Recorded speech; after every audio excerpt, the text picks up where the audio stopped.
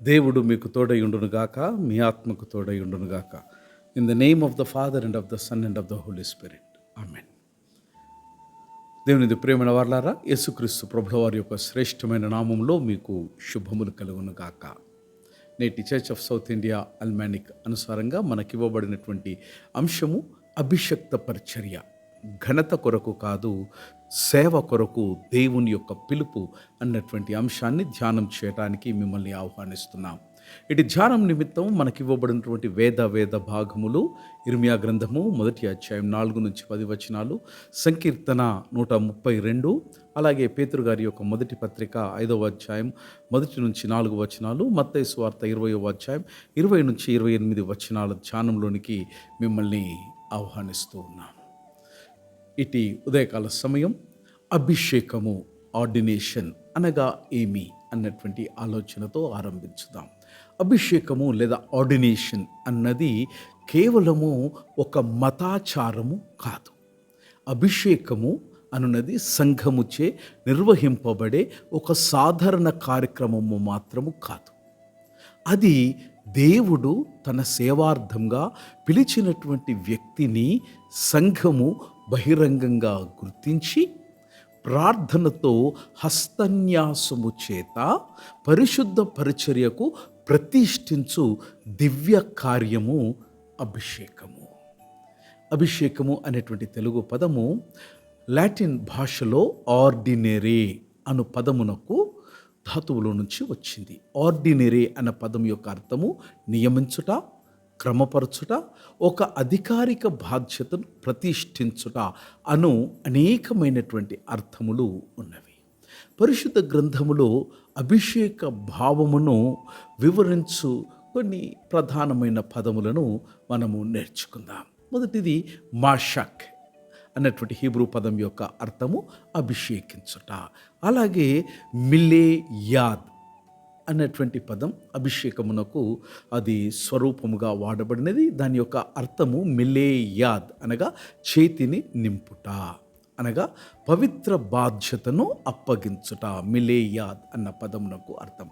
అలాగే మరొక హీబ్రూ పదము ఖారా అన్నటువంటి హీబ్రూ పదమునకు అర్థము పిలుచుట.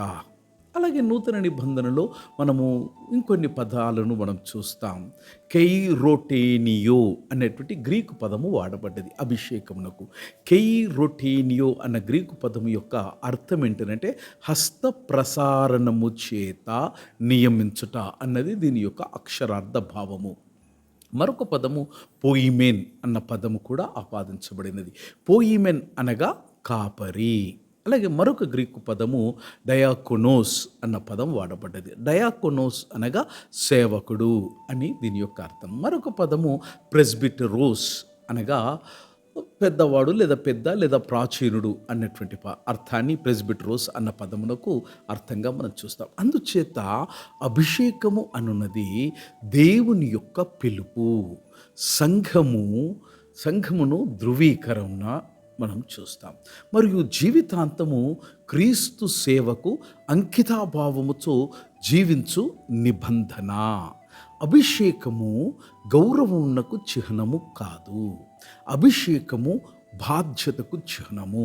అభిషేకము అనేది అది పదోన్నతి కాదు. అభిషేకము అనున్నది సిలువను భుజించుటకును దివ్య నియామకము. ప్రధాన సిద్ధాంతముగా దేవుడు తన సేవకులను కీర్తి కొరకు కాదు, తన రాజ్యము నిర్మించుటకు వినయపూర్వకమైనటువంటి సేవకులుగా ఉండుటకే తన సేవకులను పిలుస్తూ ఉన్నాడు. మొట్టమొదటిగా పాత నిబంధన గ్రంథము ఇర్మియా గ్రంథము 1వ అధ్యాయం 4-10 వచనాలలో మనము నేర్చుకోదగినటువంటి దేవుని యొక్క సందేశము అభిషేకము మానవ సంకల్పము చేత కాదు. అభిషేకము దేవుని యొక్క పిలుపు చేత ప్రారంభమగును అన్న సత్యము ఇర్మియా గ్రంథం 1వ అధ్యాయం 4-10 వచనాలలో మనం చూస్తాం. అక్కడ దేవుడు సెలవిచ్చినటువంటి మాట, నేను గర్భమున నిర్మించక మునిపే నిన్ను నేను ఎరిగితినని సాక్షాత్తుగా యెహోవా దేవుడు సెలవిస్తున్నటువంటి మాట. ఇర్మియా తనంతట తానా ప్రవక్త కాలేదు. దేవుడే ముందుగా ఇర్మియాను పిలిచినాడు. ఈ వాక్యములో 4 దివ్యమైనటువంటి క్రియలు మనకు దర్శనమిస్తూ ఉన్నవి. మొదటిది దేవుడు సెలవిస్తున్న మాట, నేను నిన్ను నిర్మించితిని. రెండవ దర్శనయుక్తమైన మాట, నేను నిన్ను ఎరిగితిని అని దేవుడు సెలవిస్తున్నాడు. మూడవ దర్శనయుక్తమైన మాట, నేను పరిశుద్ధపరిచితిని. నాలుగవ మాట, నేను నియమించితిని. అభిషేకము హస్తన్యాసముతో ప్రారంభమగదు. అది దేవుని యొక్క హృదయములో అభిషేకం అనేది ప్రారంభమవుతూ ఉంది. ఇర్మియా తన యొక్క బలహీనతను ప్రకటించను. ఇర్మియా సెలవిస్తాడు, దేవా నేను బాలుడను. వెంటనే దేవుడు యోగ్యులను మాత్రమే ఎన్నుకొనడు, ఎన్నుకొనిన వారిని యోగ్యులుగా చెయ్యను. నిజమైనటువంటి పరిచారకుడు తనను తాను ఘనపరుచుకొనడు, దేవుని పిలుపునే తన అధికారముగా భావించును. ఆచరణీయమైనటువంటి సత్యము ఏటనగా, ఈ పరిచర్య నాకు ఎంత గౌరవము తెచ్చి పెడుతుంది అని ప్రశ్నించక, దేవుడు నాకు ఏ భారమును అప్పగించెను అని ప్రతి సేవకుడు తనను తాను ప్రశ్నించుకోవాలి. రెండవది, ఉత్తర ప్రత్యుత్తరంలో భాగము 132వ సంకీర్తనలో అభిషేకము దేవుని నిబంధన సంబంధమైనది అని మనము నేర్చుకుంటాం. ఈ కీర్తన దావీదుతో దేవుడు చేసిన నిబంధనను జ్ఞాపకము పరచుచున్నది. దేవుడు సియోనును తన నివాస స్థలముగా ఎన్నుకొనినట్లే తన సేవకులను తన కృపకు పాత్రులుగా ఎన్నుకొనుచున్నాడు. అభిషేకము 3 సంబంధములను అది స్థిరపరుచుతుంది.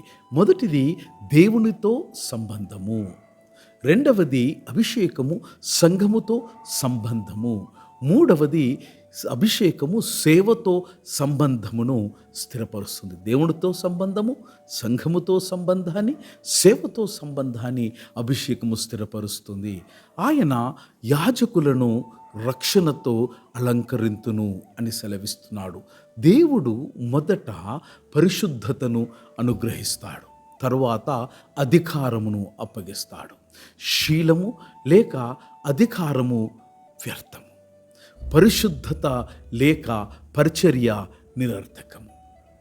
మూడవది పత్రికల పాఠముగా అభిషక్త పరిచర్య అనగా దేవుని యొక్క మందను కాయుట అన్న విషయాన్ని పేతురు గారి మొదటి పత్రిక ద్వారా మనం నేర్చుకుంటాం. అపోస్తులైనటువంటి పేతురు పెద్దలకు 3 గొప్ప నియమములను బోధిస్తూ ఉన్నాడు. మొదటి నియమమేమనగా, బలవంతము చేత కాదు, స్వచ్ఛందంగా పరిచర్య చేయాలి. రెండవ నియమం ఏదనగా, లోభార్థముగా కాదు, ఉత్సాహముతో పనిచేయాలి. మూడవ నియమం ఏమనగా, అధికారము చేత కాదు, ఆదర్శము చేత పనిచేయాలని. మంద సంఘానిది కాదు, మంద దేవునిది అన్న విషయాన్ని మర్చిపోకూడదు. పరిచారకుడు యజమాని కాదు, కాపరి మాత్రమే. పరిచర్య వ్యాపారము కాదు, దైవ నమ్మక బాధ్యత. ప్రజలను పాలించుట కాదు, వారిని ప్రేమతో నడిపించుట. నాలుగవ విషయం మనం సువార్తల భాగంలో నేర్చుకుంటాం. క్రీస్తు చూపినటువంటి సేవక నాయకత్వమే అభిషక్త పరిచర్యకు ఆదర్శంగా నిలుస్తూ ఉన్నది. మత్తయి సువార్త 20వ అధ్యాయంలో మనం నేర్చుకుంటాం. యాకోబు, యోహానుల తల్లి తన కుమారులకు ఉన్నతమైనటువంటి స్థానములను కోరినప్పుడు ప్రభు అయినటువంటి యేసుక్రీస్తు పరలోక రాజ్యంలో నాయకత్వమునకు నూతనమైనటువంటి నిర్వచనాన్ని వారు ఇస్తూ ఉన్నారు. మీలో ఎవడు గొప్పవాడగునో వాడు మీ సేవకుడై ఉండవలనని సెలవిచ్చెను. ప్రపంచము అధికారమును గొప్పతనముగా భావించును, క్రీస్తు సేవనే గొప్పదనముగా ప్రకటించెను. ప్రపంచము సింహాసనమును కోరుకును, క్రీస్తు సిలువను చూపెను. ప్రపంచము కిరీటమును వెదకును, క్రీస్తు పరిచర్య చేసేటువంటి కండువాను లేదా తువ్వాలును లేదా తొడుగును ధరించి శిష్యుల యొక్క పాదములను కడిగి శుభ్రపరిచెను. అభిషేకము సింహాసనముపై కూర్చుండుట కాదు, సింహాసనమును మోయుటకు అలాగే ప్రశంసలను స్వీకరించుటకు కాదు, ప్రాణమును అర్పించుటకు అభిషేకము. నిజమైన అభిషక్త పరిచారకుని యొక్క లక్షణాలు మనము గమనించగలిగితే, దేవునిచే పిలువబడినవాడు, పరిశుద్ధతలో స్థిరుడై యుండువాడు, వాక్య సత్యమునందు నిబద్ధుడై యుండువాడు, ప్రజల ఎడల కరుణాగుణములు కలవాడు, సత్యమును నిర్భయముగా ప్రకటించువాడు, వినయముతో నాయకత్వము వహించువాడు, త్యాగ స్ఫూర్తితో సేవ చేయువాడు, ప్రధాన కాపరియగు క్రీస్తునకు జవాబుదారి అయి యుండువాడు పరిచారకుడు. నేటి అభిషక్త పరిచర్యకు అనేకమైనటువంటి సవాలులు మన ముందు ఉన్నాయి. నేటి కాలమున పరిచారకులు అనేకమైనటువంటి శోధనలను ఎదుర్కొనుచున్నారు. సేవ కన్నా కీర్తిని వెతుకుట, వినయము కన్నా వ్యక్తి ఆరాధనను ఆశించుట, పరిశుద్ధత కన్నా ప్రజాదరణ కోరుట, ప్రార్థన కన్నా పరిపాలనలో మునిగిపోవుట, ప్రవచన ధైర్యము కన్నా రాజకీయ అనుకూలతను వెదుకుట, ఆత్మీయ జీవితమును నిర్లక్ష్యపరచుట, ఇవన్నీ కూడా సేవకుని ముందున్నటువంటి సవాలులు. అందుచేత సంఘమునకు అవసరమైనది అధికారము గల నాయకులు కాదు, పరిశుద్ధతో నిండినటువంటి కాపరులు నేటి సంఘానికి అవసరమై ఉన్నది. దేవుని యందు ప్రియమైన వారలారా, అభిషేకము గౌరవమునకు ద్వారము కాదు, అది బాధ్యతకు ప్రవేశ ద్వారము.